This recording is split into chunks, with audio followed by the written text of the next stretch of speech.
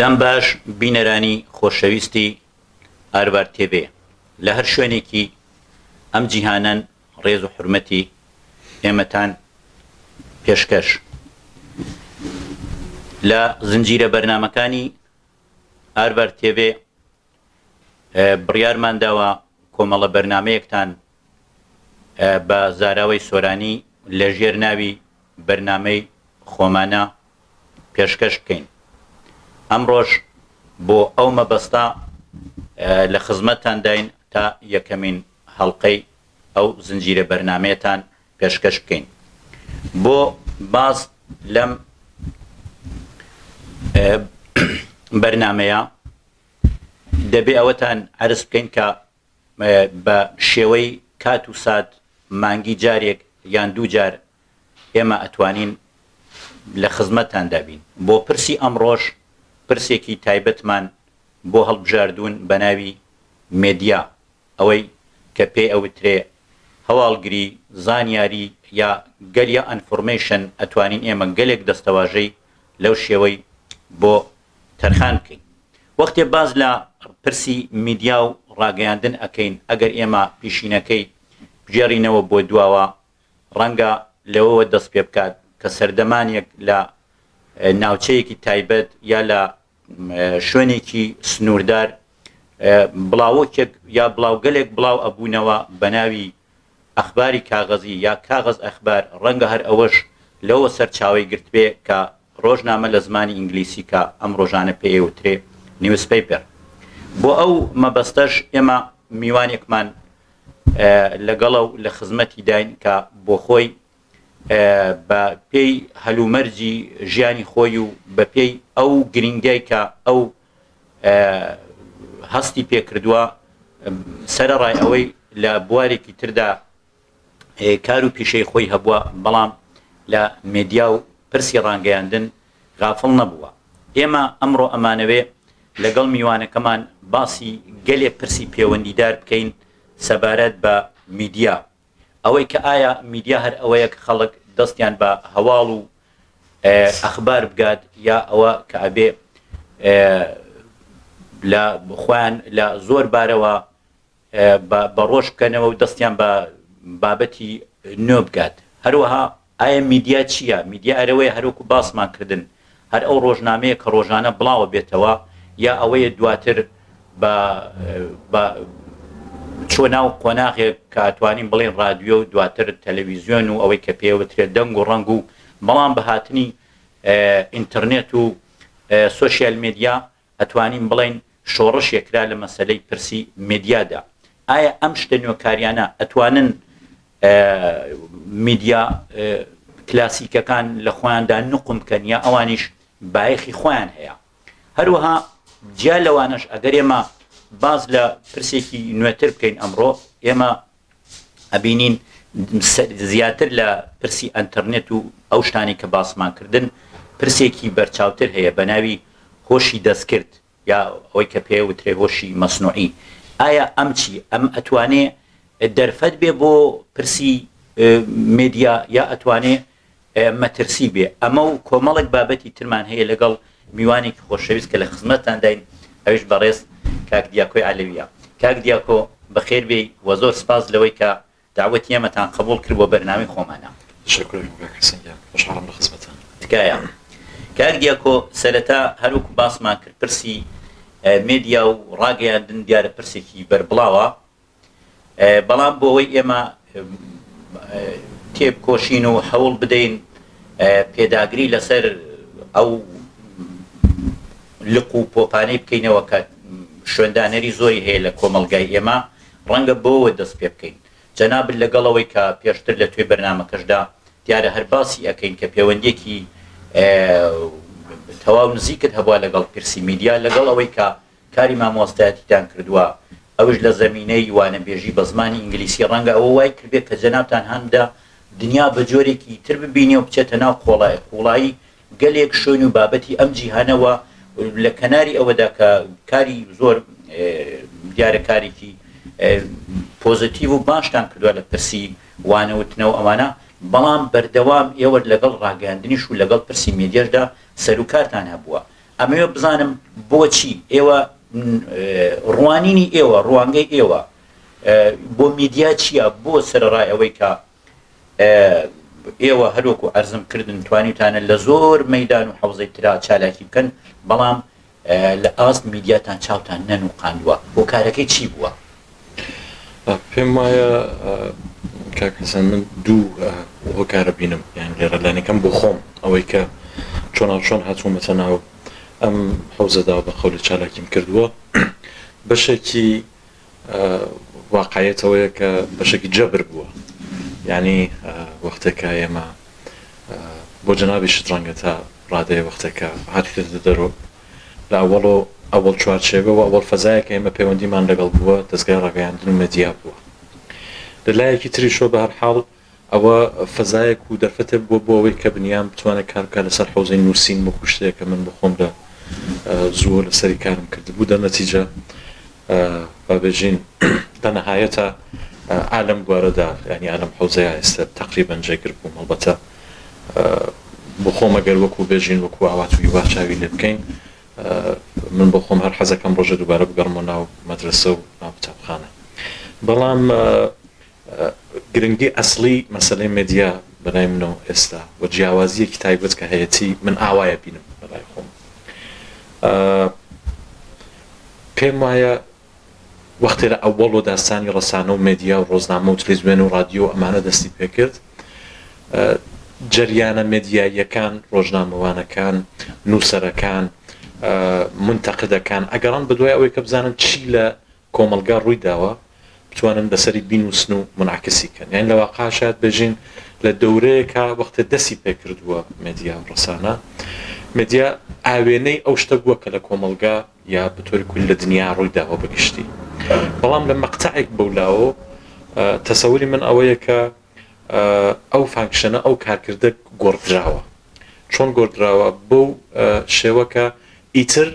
ئاوێنە لزومەن بە قەول مێدیا ئاوێنەی کۆمەلگا نییە بەڵکو کۆمەلگا ئاوێنەی مێدیایە ینی ئەو شتێک کە لە ناو ڕەسانە دێرەنەوە تلڤیزیۆنە دێ ئەو شتێکە زۆر تکرارە بێتەوە ئەتوانێت خود بە خود فەزایەک دروست بکە و شتێ دروستکە کە بە قەول کۆمەلگا بە دوای ئەوە بچێ یعنی لە واقع مێدیا خەت با بە فەزای کۆمەلگا بەو شێوەی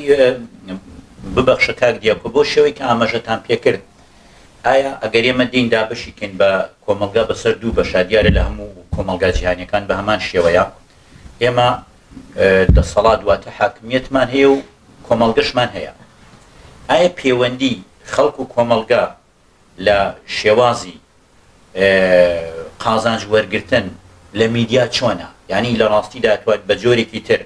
ئایا لەم دەوڵەتەوە بۆ دەوڵەت فەرقەکات یا هەمووی بەیەک جۆرە مەبەستی منەوەی ئایا میدیا بەو شێوەی کە باسمان کرد لە خزمەتی دەسەڵاتدایە یا لە خزمەت کۆمەلگەدایە بۆ بەرەو پێشبردننی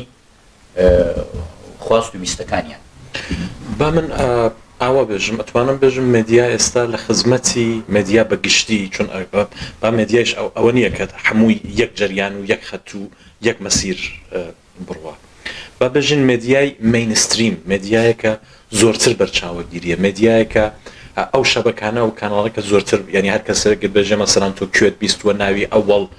یا دووەم ڕەسانابە منزوری ئەوەیە یعنی ئەوە گەورەترینەکان ناسراوچەکە من تەسەورم ئەوەیە کە تاڕادەیەکی زۆریان لە خزمەتی نەلزومەن دەوڵەتەکان نەلزومەن کۆمەلگا بەڵکو لە خزمەتی ئەو کەسەیە کە ئەتوانێت لە داهاتووە قدرەتی زۆرتری ببێ یا ئێستا قدرەتی زۆرتری پشپەردەی هەیە مەسەلەن من بۆ مثال لە فەڕەنسا عرسانەکەم یەکێ لە قەدیمیترین مێدیاکان هەروەکە جەنابەت ڕەنگە باشتریش لە من بزانی ئەوەیە کە پێژن کانال پلوس پێم وابێ کانال پلاس خۆ زمانە جزوی معروفترینەکان بووە جزوی قەدیمیترینەکان بووە دەستی کردووە بەکار بەڵام وەختێکە جەریانێکی سیاسی جەریانێکی اقتصادی گەورە هاتووە شتەکەی بە قەولە سندووە سەرمایه‌گوزاری لەسەر کردووە ئەگەر شتوانەکەم تقریبا نزیکی 12 ساڵێکە خەتی ئەو مێدیا بە تەواوی عوەز بووە لەباری ڕەسانەیی و لەباری خەبەری و لەباری تەواوی ئەوانە نمونە سادەکەی من لەناو ئێران ئەگەرێکمە باسکەم مەسەڵەن ئێمە ڕۆژنامەی هەمشەهریمان بووە ڕۆژنامەی هەمشەهری زمانێکە کەرباسچی مەسەڵەن شارەداری تاران بووە بە شێوەیە عملی کردووە زمانێکە بە قۆل ئەحمەدی نژاد شارەداری تاران بووە بە شێوەیەکی تر عملی کردووە لە هەر دەورەیەکە بە شێوەیەکی تر بەڵام لە نەهایەتە تەواوی ئەوانە بە قەولێ هەوڵەدەن مەنافعی ئەو کەسانە کە ئەو جەریانە ئەسلیەکە لە پشتی تەواوی ئەوانەوەی ڕابگرێت تەسەوری من ئەوەیە کە بۆ ئەوەی کە بتوانین تحلیلێکی باشمان بێ لەسەر ئەوەی کە چۆن ئەو ڕۆدا چۆن یعنی ئەو ئیدعا ئەو گوزارەکە ئێمەژین مێدیا لە خزمەتی قودرەتایە وە لە نەهایەتە ئولگویەکە دروستی کردووە چوارچێوەیەکە تعریفی کردووە باعث بووە بەوەی کە خەڵک و کۆمەلگا بکەونە پشت ئەو فەزاکە دروستەکە بە وجودی هێناوە من بە نظرم ئەبێت لەباری اقتصادی و لەباری مناسبەتی بازار ڕۆتم شای مۆزوعەکە بکەین ئەویش زمانێک ڕۆدات کە بە قەولێ توانێت یعنی بە قەولێ ئەوە بینراوەکە مێدیا ئەو زەرفیەتەی هەیە تەبلیغات ئەو زەرفیەتەی هەیە کە ئێمە ئەتوانین خەڵک بگەێنین بەو قەناعەتە کە بە قەولێ لە ئێمە مەسەلەن شتێک بسێنن کە هیچ مطلقاً پێویستیشیان پێ نییە وەختێ ئەو بازارە ئەو مناسباتە کە ساحبانی ئەو سەرمایە ساحبانی ئەو قدرەتە لە ناو کۆمەڵگە لەناو بازارە ئەوە ئەبینن کەم وەختێ من ئەتوانم شتێکە ئەم لێوانەکە ئەسڵەن هیچ ئەهەمیەتێکی نییە بۆ تەرەفی مخاڵ پی بفرۆشم بەس ئەتوانم ئیدەیەکیشی پێ بفرۆشم کە ئەسڵەن بەلای ئەهەمیەتێکی نییە نمونە ئەگەر بێنمەوە مەسەلەن لە کۆمەڵگایەکە کە فەقر هەیە لە کۆمەڵگای مەسەر من ئەشاراکەم بە کۆمەڵگای هندوستان فەقری زۆر بە قەولە بەربڵاو دیارە لە هەموو کوێ بەڵام ئەو شتێکە زۆرتر بەلای خەڵکۆ دیارە و مهمە مەسەڵەن ئێژن خەڵکی هندوستان عاشقی سینەمانەکە لە کەنار خیابانی شابخەون حتمەنە بە سینەماکە بچن ئەوە ئێمە خۆ نازانین ئەوە شتێکە مێدیا پێمانێژەوە نازانین ئەوان لەو فەزا چڕەنجێکە کێشن و دەرگیری چ مۆزوعێک بەڵە دەستت خۆش بێ کاک دیاکۆ ئێوە وەکو نمونە و مثال ئاماژەتان بە چەند تەلەڤیزیۆنی کانال پلوس کرد کە تەلەڤیزیۆنێکی ناوخۆیە لە ناو فەڕەنسەدا بینەرانی خۆشەویستی ئەمەژە و ڕاستی ئازانن کە وڵاتی فەڕەنسا لەباری میدیاییەوە مێژەی پێشینەیەکی گەلێ دوور و درێژی هەیە و لە حاڵی حاضریشدا ئێمە وا ئەیناسین کە بۆ مەسەلەی ڕادەربڕین و پرسی بەیان و پرسی میدیا هەمیشە ئەتوانێت خۆی لە ڕیزی یەکەمی وڵاتانی پێشکەوتوی جیهاندا ببینێ هەر بۆ مەبەستەیە ماگەراماژەوە بەوە بکەین ئاژانسی فرانس پرێس کە ئەمڕۆ مێژۆکەیە گەڕێتەوە بۆ 190 ساڵ لەمەوبەر زمانێک دامەزرا حزوری خۆی لە هەموو ناوچەکانە ئەدیتەوە بۆ نمونەیەمە وەختێ باز لە پرسی شەڕی ویەتنام ئەکەین لە ساڵەکانی 57 زاینی بۆ دەوروبەری 75 لە سوورەتا لە ماوەی حدودی و 20 ساڵەدا ئەوەی کە هەواڵەکانی ئەگواستەوە بەردەوام حزوری ئاژانسی فرانس پرێس بوو لە حاڵی حاضریشدا ئێمە ئەیبینین کە بۆ نمونە 1700 ڕۆژنامەوانی هەیە نزیکەی وەکو خۆی باسەکات 2400 کەسێک لێرە بم پرسەوە مەشغوڵن و لە تەنیش ئەوانەدا ئێمە ئەبینی چەند دەستگای زەبەلاحی دیکەش حزوریانەیە وەکو ڕۆیتەرز و ئاسۆشیتد پرێس ئەمانە کە ئەیبینین لێرەدا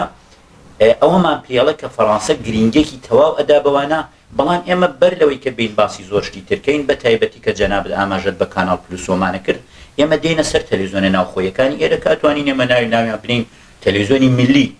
ئەو تەلەڤیزیۆنە ملیانە لێرە کە ئێمە وەکو ئاگادارین بە خەرج و بودجەی دەوڵەت ئەمانە بەرنامەکانیان بەڕێوە ئەچێ بەڵام شێوازی بەڕێوەبەریەکەیان لە دەرەوەی ئیرادەی دەوڵەتە تەنانە دەتوانن ڕۆژنامەوانەکانیان پێشکەشکارەکانیان سەرۆ کۆمار یا وەزیرەکانی بەردەوام ئەوان بانگی بکەن و لێ پرسینەوەی لێ بکەن زۆر بەڕاحەتی ئێمە لە هەمان حاڵدا ئەتوانین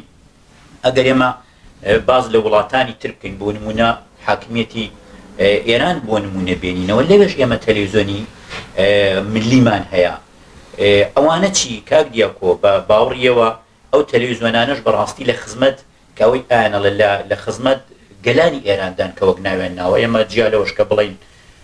لە ناوچەکانی شامە تەلەڤیزیۆنی کوردمانێ لە پارێزگای مەسەلەن کوردستان یا لە پارێزگاکانی تر لە کرماشان لە لوڕستان لە هەموو ناوچەکان ئایا ئەمانش بەڕاستی وەک تەلەڤیزیۆنەکانی فەڕەنسا لە خزمەتی خەڵکدان و ئەوان ینی دەستێکی کراوەیان هەیە بۆ بە ئەنجام گەیاندنی پرسی میدیا پێم وایە جوابەکە زۆر دیارە بۆم پرسیار کاک حەسەن ینی بە تایبەت لە ئێرانە لە ئێرانی ژێر دەسەڵاتی جمهوری ئیسلامیدا ئەساسەن ڕەنگە لە ساڵانی پێشوو ئالەم سەدحەیە کە ئیمڕۆ ئاوایش هەیە نەبووە بەڵام ئەونا دەستگای مێدیایی جمهوری ئیسلامی با بژین دەستگای پرۆپاگاندای جمهوری ئیسلامی ئەونا لە فەزایەکی بابژین نزیک بە حکوومەت و دوو لە واقعیەت خەریکە کارەکە کە ئەگەر تا 5 ساڵ لەوە پێش کەسێ وەکو پرۆژە وەکو مستەنەد وەکو هاوکاری لەگەڵ یەکێ لەوانە شاکاری کردایە ئیراد نەبووایە وەکو شغل و پێشە و حرفەت مشایە نەکرد ئیمڕۆ کارکردن بە هەر شێوەیەک لەناو کۆمەڵگای ئێرانە بۆ سەداسیمای جمهوری ئیسلامی وەکو شتێکی منفی ئەبینرێ یعنی ببوورە من فەرمایشکەتان قەت دەکەم یعنی متمانی لە لای خەڵک نییە ئەو میدیانە کە بە سەرمای ئێران و ناویشان ناوە تەلەڤیزیۆنی ملی یعنی لە لای خەڵک ئەو متمانە پێویستیان نییان ڕاگەیاندنانە ڕاست وایە نیانە دلیلەکەیشی ئەوەیە کە بە هەر حاڵ دروستە کە منێژم بابێژین ینی فەرزە ئەوڵەکەمانەوەیە کە مێدیا لە هەر کوێ بێت لە خزمەتی قودرەت و لە خزمەتی قودرەت و تەبەقەی حاکم و ئەوانە من ئەژم ئەوە ئەسڵەکەیە بەڵام لە شوێنێک وەکو فەڕەنسا ئەو مێدیا ئەگەر درۆیشەکە ئەگەر شتێکی نادروستی شێژێ ئەگەر تحلیلێکی غەڵەتی شێژێ بە قەولێ ئەتوانێ بابێژین ئادابتەیەکە منتەبقیەکە بە نسبەتی ئەو شتێکە لە ناو کۆمەلگا وجودی هەیە یعنی چوار دانەشتی ڕاستەنێتە لای یەکۆ لە کەناریە ئەو شتێکە خۆی پێخۆشەیەژێ نایژێ ڕۆژ تاریکە و خۆر لە سعاتی سێنی مەشەوە دێتە دەرەوە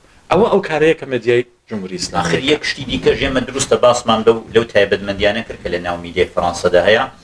لێرەش بڕێک خاڵیانەیە یا بڵین بڕێ خەتی سووریانەیە مەسەنە خەتە سوورەکان لێرە چین ئەڵێ لە فەڕەنسا بڵاوکردنەوەی نەفرەت کە خەڵک لە یەکتر بێزار بێت تەنەفوری بێ ئەوە جورمە ڕێگە پێدراو نییە نە لە ڕاگەاندنی لە هیچ جۆرە ڕاگەاندنیانە لە لایەکی تریشەوە ئەتوانین بڵێن ئەگەر بێی دعوت بکەی بەوەی کە خەڵک توندوتیژی بکات ئەمانەت لە هەموو شوێنێکە لە هەموو میدیایەکە مەمنوعە ڕەنگە لە ئەوەی کە باسیەکەی ئەو خاڵە سنوورە ئەتوانین جۆرێکی تر باسی بکەین هێڵە سوورەکان چین لە ناو میدیا و تەلەڤیزیۆنەکانی کۆماری ئیسلامی ئێراندا ئایا هەیە شتێکی وا هەیە ئازادنە کە باسکردنی من بە نظرم ئەسڵ مقایسە سوورەکان ئەتوانین ناوبردە بکرێن لە ئاستێکی وا داهەنیانی مەحدود بن من پێم وایە ئەتوانین باسی بکەین بەڵام ئەم مقایسەی وڵاتە ئازادەکان و بە قەولە ئەو شتێکە بە تایبەت لە خاوەرمیان لە جمهوری ئیسلامیە ڕۆدات من ئەم مقایسە بە مقایسەیەکی دقیق نازانم لە ئەو شتێکە لە ئێران ئەگەر فقط بشینە سەر پرسیارەکەی جەنابەت بۆ ئەوەی کە ئەگە ئۆکەی مەسەلەن لە فەڕەنسا ئێمە خەتی سوورمان هەیە هێڵی سوورمان هەیە ئەی لە ئێرانی شا مەسەلەن ئەو هێڵە سوورانە چۆن تعریفەکرێن تەسەووری من ئەوەیە کە لە ئێرانە ئەساسەن یەک دانە ئەسڵی زۆر گەورە وجودی هەیە واویشەوەیە کە باوەڕی ئیدۆلۆژیکی دەستگای حاکم نابێت بچێتە ژێر سوحات بە هیچ شێوەیە هەرچەند جمهوری ئیسلامی هەوڵی داوە کارهای بکات ئەچمە سەر ئەوە کە چکارهای بکات بەڵام بە تەوری مستەقیم تا چەند ساڵ لەوە پێش مستەقیم قسەکردن دژ بە باوەڕە ئاساسیەکان دژ بە ئیدۆلۆژی حاکم دژ بە ئیدۆلۆژی شیعەی حاکم دژ بە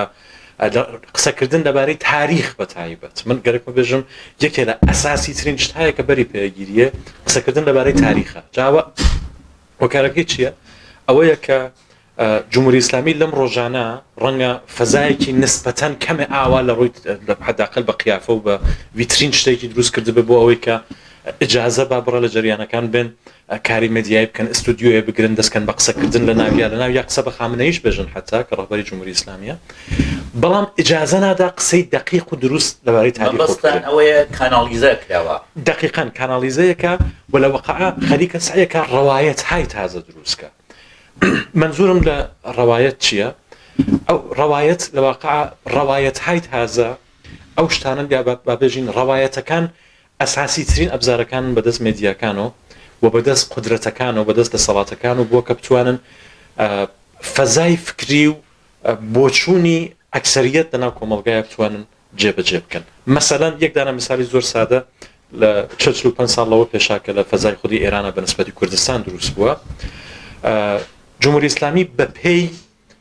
زانیاریە کە بوویەتی بە نسبەتی نظامێکی ئەرزشی کە لەناو کۆمەڵگای فارسیە بووە بە پێی نظامی ئەرزشیەکە لە ناو بەشگە لە هویەتە فارسیەکەی هویەتە مەسحەبیەکەی بوویەتی توانێتی حکایەتە دروستکە ڕەوایەتە دروستکە کە خەڵک بە گشتی لە کورد بترسێن مەسەلە نەژێ کورد سەرە بڕن یعنی ئەو میدیای بەکارهێناوە بۆ مەبەستەی خۆی لە مەقطعێکا مدیای بەکارهێناوە لە مەقطعێکا بە قەولێک ئەتوانین بژین مدیا وەکو کوێ وەکو تریبوونی مزگەوتەکان وەکو ڕادوێ وەکو فیلم دروستکردنەکان وەکو سریالهایەکە دروستی کردووە وەکو خەبەرێکە مخابرەی کردووە وەکو ئیطلاعیەکە لە ڕۆژنامەیانی کردووە گشتی چووە بەرەو ئەوە بە یەک بە قەولە بە یەک هەدەفی ئەسڵی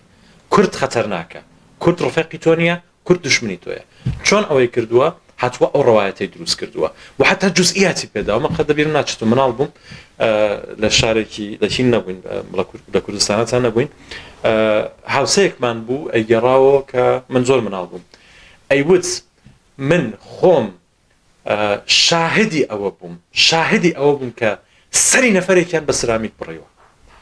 من لە بیرمە نەفەرێ لۆ جەماعە بووتی من حازرم دەست بنێم بە قورئانە بێژم تۆ خەریکی درۆکەی تۆ شاهدی شتە نەبووی کابرا کەمێکە هین بوو بەرحاڵ فەزایەکی دۆستانە بوو کەمێ هاتە دواوەتی نا بیستومەکەوایان کردووە بەڵام ئەو نەشتەکە قورسە کە خۆی باوەڕی پێکا وازانە دیویەتی من پێم وایە کە زۆر مهمە کە ئاگادار بین کە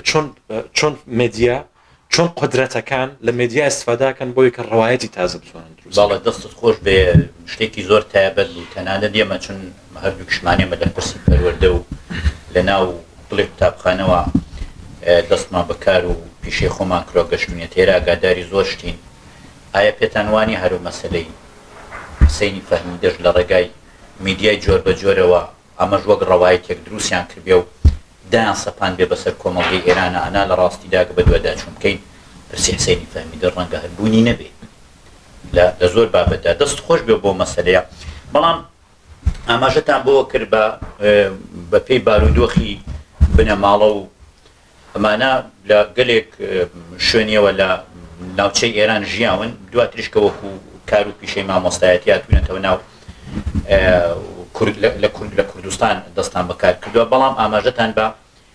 بەلوچستان کرد کە ڕەنگە ئەویش بۆ خۆی لە گەلێک بارەوە لە وەکو کوردستان وابێ ئێمە لێرەشکە بۆ خۆمان لێرە ئەژین ئەم ناوچەی ئێمە لە فەڕەنسا پێوترێ ناوچەی ئەلزاس لە زۆر بارەوە توانین بەراوردی بکەین کە لەگەڵ سنە و دەوروبەری و لە زۆر بارەوە لە یەکە چێ ناوچەیەکی دەوڵەمەندە لە باری خاک و لە باری ئاو هەوا و ئەمانەوە لە لایەکی ترەوە حەشیمەتێکی هەیە نزیک 2 ملیۆن هەر بە هەمان شێوە وەک پارێزگای سنا یا لە لایەکی ترەوە ئێمە توانین باز لەوە بکەین قوربانی دەستی شەڕە لە ساڵەکانی بەر لە شەڕی یەکەم و دووەمی جەهانی ئەمە لەلایەن وڵاتە زەرهێزەکان و بەتایبەت فەڕەنسا و ئاڵمان گەلێک دەستی پێکراوە یەستی ئەمان خۆشیان دروستە خۆیان یەستێ بە فەڕەنسەوی ئەزانن بەڵام ئەوان ئەڵێن ئێمە ئەلزازین لە ڕاستیدا بۆ ئەوەی ئەو هەستەی ئەوان بریندار نەکرێ و ئەو شوێنەواری شەڕ و ئەمانە لەسەر ئەوان لا بچێت دەوڵەتی فەڕەنسا لە زۆر حاڵەتدا ئەوەی ئێمە ئازانین ئیمتیازیان پێدا مەسەلەن لە باری بیمەوە لە باری فرسەتی کاریەوە لە باری بڕێک بودجەی تایبەتەوە تەنانەت بۆ مەسەلەی دین و کلیساکان و ڕەنگەمە بەرنامەی ئێمە نەبێ بەڵام ئەوەی کە بەرنامەی ئێمە بێ هەر لەم ناوچەیە کە بۆ خۆت شاهدی ڕۆژنامەیەکیانەیە بە ناوی DNA واتە دوایین خەبەری ئەلزاس ئەو ڕۆژنامەیە ڕۆژانە ئەفرۆشرێ فرۆشەکەی کە بەر لەوەی ئێمە بین بۆ ئەم بەرنامەیانی من تمەشام کرد تیراژی ڕۆژانەی 120,000 ینی ڕۆژنامەی کاغەزی وە سایتێکیشیان کە هەیە ئەو سایتە ئەڵێ ڕۆژانە زیاتر لە 300,000 ڤیزیتۆری هەیە ئەنی ڤیزیتەیەکرێ ئەمە چی نیشانەدانی خەڵک باوەڕیان بەوە هەیە ئایا لە پارێزگای بەتایبەت لە شاری سنە و دەوروبەر کە ئێمە بینە و دوانە بەیەکەوە بەراورد بکەین لەوێ ژوایە چون دیارە تەلەڤیزیۆنی کوردمان هەیە خۆ لەوێکانەیە تەلەڤیزیۆنی کوردیش چون لێرە چەند شەبەکە ژەی کاناڵی ئاختێ یا ئاختێکەوە هەمووی ناسن دوو کاناڵی تریژە لێرە هەیە بە هەمان شێوە ئایا لەوێ ژەر بە هەمان شێوەیە کە جەنابە لێوە مەسەن ئاگاداری و دۆخی بۆتە پێم هەڵی سەنگێنین من دیسان پێم وایە ئەو مقایسەیەکی دقیق نییە ئەویش بە خاتری ئەوەی کە فەزای ئێران بەگشتی کوردستان بە شێوەیەکی مزاعف لەژێر سایەی سیستمێکی تۆتالیتەر و دیکتاتۆرەکە ئیجازە نادات ئەساساً فەزایەکی وا بەوجود بێت بەداخەوە نا ئەو عەدەدەکە جەناب تەفەرمووی تیراژی کی ڕۆژانە 120,000 من باسی بچێ بە دووەداچوونی سەرچ بۆ بکە ئەو تیراژەکە جەناب تەفەرمووی تیراژێکی زۆر گەورەیە کە من تەسەورم ئەوە نییە کە لە کوردستانە ئەو ڕۆژنامانەی وا هەن یا حتا ئشارەکەم بە کرماشان کە شارێکی گەورەترە مەسەڵەن ئێمە لە قەدیم و ڕۆژنامەی باختەرمان هەیە بەداوای لێبوردن کاک دیاکۆ ئەمانە هەر وەکو ئابیدەر و ئەمانە هەفتەنامە و مانگنامەن یا شتێک لەو پارێزگانە ئەسڵ شتێکێ بەنێو ڕۆژنامە ڕۆژانە دەرچێت بەڵێ من ئەگەر اشتبانەکەم باختەر ڕۆژانە دەرەچێت ئەگەر اشتبانەکەم بەچە بەڵام بە تعدادی زۆرتر ئێمە هەفتەنامەمان هەیە سیروان ڕۆژهەڵات ئەوانە ئێشتا دێنە دەرەوە ئەگەر اشتبانەکەم بەڵام زۆر بە زەحمەت توانین بێژین کە تیراژیان ئەگەر بگا بە هەزاردانە و ئەوە جێگەی بەڕاستی تاسفۆ ناخۆشیە بە خاتری ئەوەی کە ئەگەر لەوێ ئابە و تعدادە ئێمە مەدیایەکی بەهێزمان نییە وەکو ئالزاس وەکو فەڕەنسا وڵاتێکی تر بە خاتری ئەوە نییە کە بە خاتری ئەوە نیە کە هیچ ڕوونادا کەس نییە بچێ بڵاوی کاتەوە بە خاتری ئەوە نییە کە کەس نییە شت بنووسە لەسەر زۆکان تەحلیلیان کە بە خاتری ئەوە نییە کە نیروی متخەسس نییە کاوە بکە بە خاتری ئەوەیە کە بە قەولێ محدودیتێکی زۆر گەورە وجودی هەیە ئەو محدودیتە ئەتوانین کاکدیاکۆ نایبنین سانسۆر قەتعەن بەشێکی سانسۆرە بۆ سانسۆرێکە ئەم سانسۆرە ئێمە تازە بە هەر زوم بکەینە سەر وەسیەتی ڕۆژهەڵاتی کوردستان و بەتایبەت ئێران کە ئەو سێبەری ئەم حاکمیەتە هەیە هەروەکو باسمان کرد بۆ ئەو سانسۆراکێ ئەو سانسۆرەش هەرەوە نیە بڵێ لەبەرەوەی بڵاوکردنەوەی نفرەتە یا خەڵک داوت نەکەن بە توند و تیژی ئایا ئەم سانسۆرێکە حکوومەتی ئێرانێکە بۆ خەڵک سوودی لێبا یا حاکمیەت من پێم وایە ئەم سانسۆرە دەستگای حاکم تەسەووری ئەوەیە کە ئەتوانێت بە بەستنی دەنگی منتەقد بە سانسۆرکردنی ئەو شتە کە لزومە ناگەڕێتەوە بە حوزەی مێدیا لە ئەدەبیاتە لە سینەما لە شوێنهای تریش خۆی نیشانەدات پێی وایە خەریکە خۆیە پارێزێ بەڵام تەسەورم ئەوەیە کە ئێستا ئێمە لە ناو کۆمەلگای ئێرانە بە تایبەت لە ڕۆژهەڵاتی کوردستانە خەریکین ئەبینین کە نەتیجەی ئەو حەجمە لە سانسۆرە نەتیجەی ئەو گشتە خەفەکردنی دەنگی منتەقد بەکوێ گەیوە بەڵام من دوو نکتەی ترگەرەکمە عەرز بکەم یەکێکی لەسەر مۆزوعی خودی مەسەلەی سانسۆر یەکێک لەسەر مەسەلەی ئەو بەحسی هەیت سپیچ و ئەو گفتمانی نفرەت پەراکەنی و ئەم جۆرەشتانە لەسەر مەسەلەی سانسۆر من پێم وایە یەکێ لە گەورەترین ئاسیب هەیە کە سانسۆری دەوڵەتی وەختە درێژە پێیاکە چەند ساڵ دامە پێیاکە چەند 20 ساڵ 30 ساڵ دام پێیاکە ئەگاتە ئەو ئاستەی کە تاکەکان لە ناو کۆمەلگا ئیتر وەختێکە خودی دەستگای حاکمیش سانسۆری ناکە خۆی دەتوشی خود سانسۆری بەستت ئەمەیە زیان و ئەوانقدی سانسۆرە لەسەر کۆمەلگا خود سانسۆری یعنی ئەبێ بەهین یعنی ما بێ بە کولتور لە ناو خەڵکە نەتەنیا من ئەڵبەتە زۆرتر لایەنی هینەکەیە بینم لایەنی کۆمەڵایەتی و سلامەتی ئەبێ بە نەخۆشین ئەبێ بەوەی کە وەختە بنیامەکان ناتوانن خۆیان دەرببڕن ئەتفاقەن شتێکی زۆر جارب لە خودی زمانی فەڕەنسەویەکە من بۆم جاربە مالەدی وەکو نەخۆشی لە واقع لە ڕیشەی مال ئەدی غۆدە یعنی وەختە بنیامە ناتوانێت قسە بکە نەخۆشە هەستی باشینی وەختێکە کەسە ناتوانێت ئەو شتێکە هەیەی بەیانی کا دەری ببڕێ تووشی نەخۆشی نەبێ وەختە جامعەت تووشی خود سانسۆریە بێ تووشی هەزاران هەزار نەخۆشینی تر بە خۆ بەوەستەی ئەوە بچون ناتوانێت قسە بکە ئەوە لایەنە ئەوڵەکەی لەسەر مۆزۆی هەیت سپیچ بابێژین گفتمانی کورتی چون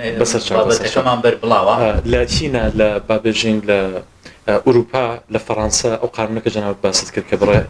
خەتی سوور تعریفەکە یا قانونی گێسۆ ئەگەر پێبێژین ئەگەر شتمانەکەم لە نۆروێژ قانونی ترمان هەیە بۆ شێوە بڕێ سەختگیرانەتر هێشتا لێرە بەڵام ئێمە وڵاتانێکمان هەیە کە حتا ئەوەیش لە ناویان نییە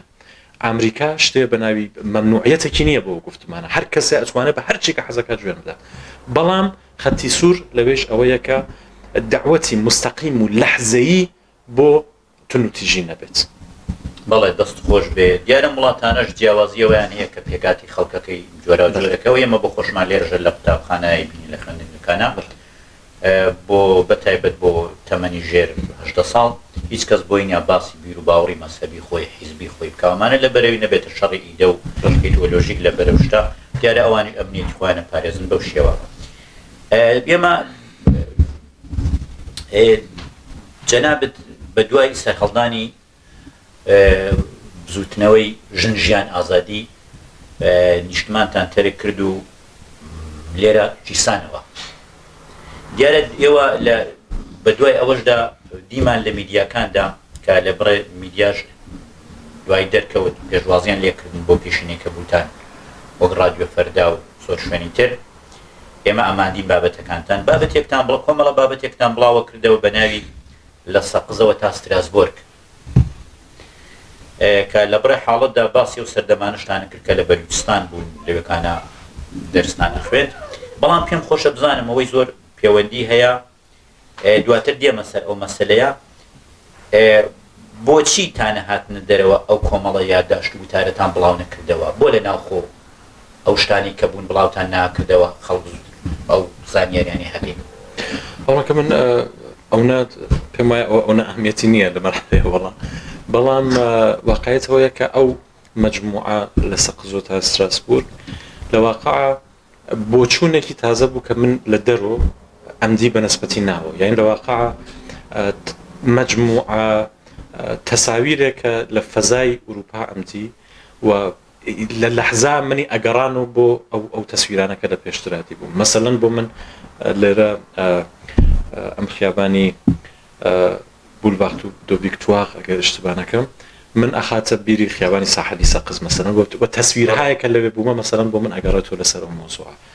یا مەسەڵەن شوێنی ترمان هەیە بیری بولواری کە شاوەڕستاران مەخاتەوە مەسەڵەن ئەو تەسویرانە دێتە بەرچاوم یا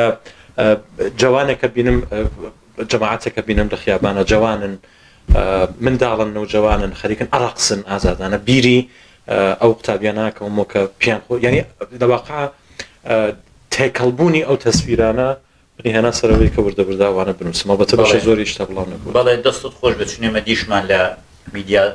بڕێ میدیای بەناوبانگیش وەکو ئێران ئینتەرناشناڵ و BBC ئەمە دیمان بۆ شێوەش یا لە ئێران وایە من هەروەها چاوم پێکەوت کە ئەوژە سایتێکی ئینتەرنێتی بەرچاوام دی کە پێشوازی لە یەکرێ. بەڵام ئێمە هەر لەسەر پرسی میدیا بمێنینەوە کاک دیاکۆ بۆ خۆل لە ناو جەرگەی سەرهەڵدانی ژن ژیان ئازادی بووی دیارە ئەشزانین کە ئەم دروشمە و تەقینەوەی ئەو ناڕەزایەتیە سەراسەرەکە هەموو ئێرانی گرتەوە لەو شارە بوو کە جەناب لێەوە تەشریف دێنا لە سەقزەوە. ڕۆڵی میدیا یا بڵین میدیا لەم سەرهەڵدانەدا لە سەقز یاتوانین بڵین خاڵە بەهێزەکانی چی بوو ئەگەر بە دوای ئەوەشدا نەتیجەگیری بکەی و جوابمان بدەیەوە ئەی خاڵە لاوازەکانی چی بوو لەوێدا چی بوو بەرچاو نەکەوت وە پێویست بوو ئەوەی کە بۆ خۆتان یعنی ئەتوانین بڵین ئەوەیە کە بۆ خۆتان لەوێ ئەتاندی بە چای خۆتان ئەتاندی. من تەقسیمێکم بە دوو بەش ئێژم بابێژین دوو بەش و بەشێکی دوو لە قیتری لێ بێتەوە. یەکێکی بابێژین مێدیای مینستریمی فارسی دوو بابێژین مێدیای کوردی کە بە هیچ تعریفێک و عملەن لە ناو مێدیای مینستریمە جێنابێتەوە بە خاطرەوە کە مەحدودە بودجەی کەمە نیروی کەماوەتەوە ئێوان. من مێدیا کوردیەکان بۆ مێدیا چکۆلەکان ناویان نەم مێدیای مستەقل بە ئەزافی مێدیای مینستریمی فارسی کە ڕەسانە گەورەکان. من پێم وایە لە مەرحەلەی ئەوەڵا ئەو شتێکە لە سەقزۆ دەستی پێ کرد لە کوردستانە تۆپەرەی پێدرا بڵاو بوو بە تەواوی ئێرانە و دوای ئەوە لە دنیای شادەنگی داوە هەر وەکو لەم شارەی و خۆتان تەشریفتان بۆ لە ناو کۆبوونەوەکانە و کۆبوونەوەیەکی چکۆلەیش نەبوو ئەو تاریخی سنوورەکانی جیهانیەکانی تێپەڕان. بەڵێ من پێم وایە کە لە مەرحەلەی ئەوەڵا مستەقلەکان باشتر عملیان کرد یعنی عمل کرد و مەمەکردی ئەوان باشتر بوو لەو نەزەرەوە کە لە فکری ئەوان نەبوون کە خەریکە چی ئەو شتێکە خەریکە ڕۆدا ئەبێ لە خزمەتی کام جریانی سیاسی لە خزمەتی کام ڕوودا و لە خزمەتی کام ئیدئۆلۆژیا بێت بە خاطرەوە باشتر عملیان کرد. بڕێ لە مێدیا گەورەکان بە شێوەیەکی تر چوونە بەرۆ و هینەکەیان ئەو بوو کە بزانێکن ئۆکەی ئەم فەزا سیاسیەکە خەریکاچێتە بەرۆ ئەبێ لە خزمەتی کام ئیدئۆلۆژیا بێ و ئێستا ئێمە نەگەرانی ئەوەین کە چی ڕوو بدات لە داهاتووە ئێمە ئەمە وەسڵکەین بە کامە ئەگەر ئەو جەریانە چەپ بێ ڕاست بێ سەڵتەنەت تەڵەبی فارس بێ یا مەسەلەن سەر بەخۆی خوازی کورد بێ ئەسا هەر کامی هیچ ئاهمیەتێکی نییە و ئەوە یعنی ئەو بۆ چوونە ئیدۆلۆژیکە و عینەکە کە بەسەر چاوەیە بۆ بێ کە من بتوانم لە کام زاویە و چیتم شاکەم و چۆن خەتی پێ بم ئەوم پێم وایە ئەو یەکێ لە خەسارە گەورەکانە بەڵام یەکێ لە گەورەترین شتەکان یعنی ئەو زاویە نەهاییەکە گەرەکمە اشارەی پێ بکەم ئێمە شتێکمان هەیە کە من نازانم بە کوردی چۆن دقیق بێژین وەکو پێژن شەهروەند خەبەرنگار یعنی کەسانێکە لە فەزای عمومیە گزارشەکەن فیلمەگرن شتێژن شت بڵاوەکەنەوە و ئەمە محدود بە فەزای ئێرانیش نەبووە لە وڵاتی باڵێکەکانی تریشا ڕووی داوە بەڵام پێم وایە ئەو وجودی ئەو شەهروەند خەبەرنگارانە ئەو جوانانە ئەو کەسانەکە لەناو خیابان بوون لە پیر و جوان فیلمێکیان گرتووە و گزارشێکی زۆر سادە ئەمە ئێرە مەسەرەن فڵانە شوێنە فڵان شتێکە ڕۆدا دۆکومنتیان کردووە نردویانە و ئێستا هەر ئەو سەنەدانەیە کە ئێشتا لەلایەن با بێژین نەهادە نێونەتەواییەکان و خەریکە ئیستفادەی لێ کرێ لە مێدیا گەورەکانە ئێشتا خەریکە سنادی پێکرێ و من ئەوە بەخاڵە بەهێزترین باڵەکە خۆش بە زۆر سپاس دیارە پرسەکان زۆرن لەو بارەوە ئێماگە باسی سەرەڵدانی ژیان ئازادی بکەین ڕەنگە بڵین بە شێوەیەکی کاتیل ئانوێستاوە بەڵام ئەوەی یەستێ بە دوای ئەودا ئێمە ئیبینین دۆخی مافی مرۆڤە لە ئێران و لە ڕۆژهەڵاتی کوردستان کە ئێمە بینین دەسەڵات دوای ئەوەی کە ئەبینێ خەڵک بەرەنگاری کێوتوە ناکەن ئێمە بینین مامۆستایانی ئاینی لە سنا لە مەریوان لە سەقز دیمان یا لە شنۆ پیرانشار و زۆر کەسی دیکە ژەمان ناگیرێن ڕۆڵی میدیا لێرە بۆ مەسەلەیە ڕۆڵی میدیا چۆن ئەتوانێت بەرگری لەم کەسانە بکە وەک بڵین لە ڕێگەی مافی مرۆڤەوە یا بە جۆرێکی تر ئایا مافی مرۆڤ ئەتوانێت ئەویش کەڵک لە میدیا وەرگێ بۆ پاراستنی ئەو جۆرە کەسانی کە باسماکردن لە ژێر هەڵەشە و مەترسیان بە نەزەرم لەلایەنێک و بەڵێ و لەلایەنێک و نا مێدیا نەهادێک واحدێکی بەرساختەی دەستی ئینسانە خۆی بە خودی خۆت ناتوانێت ئەو کارە بکە بەڵام چوارچێوەکەی جۆرە تعریف بووە کە مەنافعی جەریان هەیە کەسانە تامینەکە تەسەووری من ئەوەیەکە ئەگەر قرار بێ ڕۆژێک مافی مرۆڤ ببە ئەولەویەتی ئەوەڵی مەسەلەی مێدیاکان ئەوە پێویستی بە ڕۆژنامەوانانی مستەقل و متعهد هەیە کە باوەڕیان بەوە بێ کە هیچ شتێک هیچ ئەرزشێک و هیچ ئیدۆلۆژیەک سەرتر لە مافی مرۆڤ نییە بە خااتری ئەوەی کە مێدیا لە ساڵانی پێشوە زۆر بە شێوەیەکی جۆراوجۆر هەوڵی داوە کە نەماتهای جۆراوجۆر بۆ کۆمەڵگا دروست بکە بەڵام ئێمە نەمادی تایبەتمان بۆ مافی مرۆڤ نییە بەڵێ دەستت خۆش بێ دیارە هەروەکو عەرزم کردن بابەت زۆرە ئێمە ئەگەر بین دووبارە لەسەر هەر میدیاش تۆزێ بگەڕینەوە بۆ دواوە ئەم بە شەژەر بەراورد بکەین لە کۆتایی باسەکەماندا خراپ نییە ئێمە ئەبینین لە حاڵێکدا کە بڕێ کاناڵی گەورەی وەک BBC وۆرد و CNN و ئەلجەزیرە و ئەمانە هەن لە تەنیش ئەوانەشە لە فەڕەنسەش کاناڵەگەی بەناوی فرانس 24 کە حدودەن 20 ساڵەگە بێ لە دەوری ژاک شیراک کە دامەزرا ئەمە بە چەند زمانی فەڕەنسی و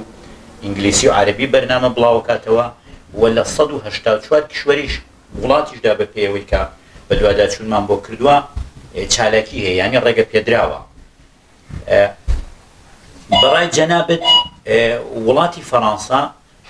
بە چه هۆکارێک یا وڵاتانی تر بە تایبەتەوەی کە خۆمان لێرە ئەژین ئەو گشتە خەرج و بودجەیە تەرخانەکە بۆ ئەوە مەسەلەن بۆ کاناڵی فرانس 24 بڕەشت هەیە ئێمە من بۆ خۆم دیومە بەرنامەکانیان مەسەلەن 7 ڕۆژ لە فەڕەنسا یا ڕاستەوخۆ لە پاریس ئەم جۆرە بەرنامانیان هەیە قازانجی ئەم بەرنامانە چین کاک دیاکۆیە لەوەش بگوزەری ئەگەر لەوەش تێپەڕ بین وەکو بڕێ رادیۆ و نەهادی ئەنتەرنێتی هەیە وەکو RFI واتە رادیۆ فەڕەنسەی رادیۆ فەڕەنسەی نێونەتەوە یا ئینتەرناسیۆناڵ ئەمانە بەتایبەت بۆ وڵاتی فەڕەنسا قازانجیان چی ئەمانە ئایا هەمان قازانجیان هەیە کە لەناو ئێرانیشدا بڕێ کاناڵی ئەوەیە کە سنوورەکانی بەزاندووە وەکو مەسەلەن سەحر و PSTV و شەبەکەی العالم بۆ عەرەبی و ئایا ئەم دوانە جیاوازیان هەیە یا هەردووکیان دەوڵەتەکان هەردووکیان بەیەک ئامانج بەکاردێنن بە بیر و باوەڕی جەنابەت ئەوەی کە بۆ خۆشتان لەناو میدیادا هەن من تەسەورم ئەوەیە کە اولا كبشێکی زۆر لە مێدیای دەوڵەتی لە فەڕەنسا قاعدەتەن بەپێی ئەگەر بودجێ احیانا لە دەوڵەت وەربگرێ احیانا بەش بودجەکە لەو لە گیفانی خەڵکۆ دێ یعنی لە ماڵیاتێک کۆدێت کە خەڵکەیدا دەرنەتیجە ئەو چوارچێوە ئەبێ بەرنامەهایەک دروستکە لە حوزەهای مختلفە کە هەم يعني فقط مثلا اخبار نییە خۆ مثلا سەرگەرمیە مەسەلەی مطالبی علمیە بەرنامەهایەکە کە بنیامەکان بە قەولێ بتوانن تمشایکەن و بحەسێن و بەرینی مختلفی ئەویان بێت بەڵام واقعیتەوەی کە ئەو کارێکە دەستگای حاکم لە ئێران کار لە تەریقی مێدیاکانی وەکو سەحار تیوی وەکو العالم وەکو پرس تیوی ئەمانە ئەساسەن وەکو دەستگای پرۆپاگاندا کارەکەن يعني هر او كاره هر او سيستم كهان لنا وخو برهلي سوريان هيا بس سيستم كيتر بزرورق كيتر بابجين بقيافه كيترو خليك للراستاي هر او منافع سيستم حاكمه استبداديه خليك كاركا لا بريس تي في صال هاي اگر اشتبانا كم لبريطانيا تركي بس راو بخاطري هر موضوعاته يا مثلا شبكه العالم اگر اشتبانا كم بوشي عربي زۆر بە شێوەیەکی جیاواز نە لە خەڵکی فەلەستین مطلقاً نە لە جەریانە ئازادی خوازەکانی فەلەستین بەس شێوەیەکی کانالیزە فقط بۆ فقط لەسەر حەماس خەریکاڕوە ئەوانە ئەو ئیدۆلۆژیەیە کە هەم منتەقەی شێواندووە بەیەکە هەم مەسەلەیەوانە هەر لە ڕێگەی کاناڵی مەسەلەن العالمەوە ئەو ئەتوانیوێتی نفوس بکاتە ناو وڵاتانی عەرەبی ئێمە بینین زۆر جار مەسەلەن توریست لە ئێران هەیە لە مەشەد هەیە چیت عرض کەم ئێمە فەلەستینیە بینین لوبنانیە بینین دێمانە خۆکو توریست دەگە بێنە ناو خۆێران داهاتکەی بۆ من خەڵکی ئێرانە ناتوانین ئەمە شتێکی بدەینەوە کە شتێکی وایە فەرقی هەیە حتمما فەرقی هەیە